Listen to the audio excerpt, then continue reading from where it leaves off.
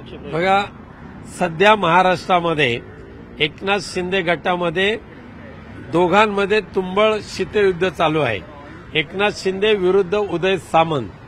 राजन साळवींचा थेट प्रवेश एकनाथ शिंदेने केला. राजन साळवी सामंत बंधूंना नको होते तरी सुद्धा एकनाथ शिंदेनी मुंबईमध्ये बोलून त्यांचा प्रवेश केला. त्या एकनाथ शिंदेनं माझी रत्नागिरीमध्ये ताकद किती आहे, राजकारणामध्ये जर मला डावलला तर किती भारी पडेल हे दाखवण्यासाठी आज उदय सामंत यांनी शक्ती प्रदर्शन केलेलं आहे.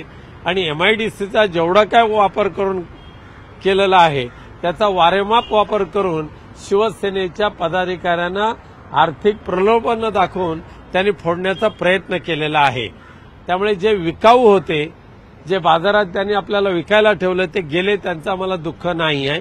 पण कोकणात पुन्हा एकदा शिवसेना आहे त्याच्यापेक्षा अधिक ताकदीने उभी करण्याची क्षमता आमच्यामध्ये आहे.